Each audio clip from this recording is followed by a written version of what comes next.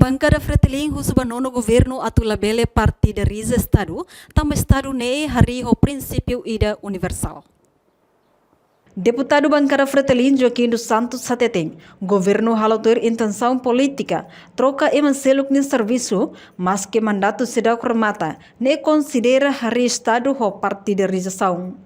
Tuirnia, política nono governo, nebe revolga lei número tolu, bararing rua sanulu racing neng, hodi substitui lei número wal nulu racing hat, bararing rua ronulu racing tolu, nebe nomeia presidente autoridade municipal, no administrador posto sira, ne ela baseia ba seleção por mérito. Tuirma em declaração completa, o deputado Joaquim dos Santos.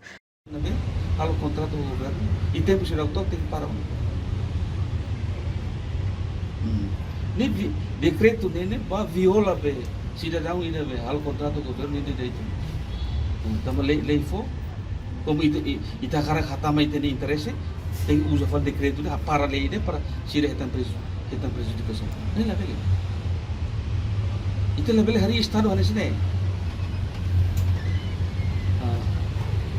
Estado tem hari tu princípio universal, deve tahu a constituição. Memang kita cumprir Constituição, né? Princípio constitucional. Orienta ita base ita de decisões políticas tu iri dali. Orang nono governo usal fal. Regra nebe obedece regras constitucional. Tidak saitia, tahu fal regras nebe tu isi de intenção política. Ida nem mak label acontece ita nerai. Tu rol label. Não salah itu lagi yang mana mandat tu lagi. Dia laos timur orang. O ide mi am tlo tirman mak timur wala ko ni mak dia kliwa belum tentu ide bet mai tur troka ide orang ini dia klifli ida orang ini serviço de colhe ba serviço ba administração estado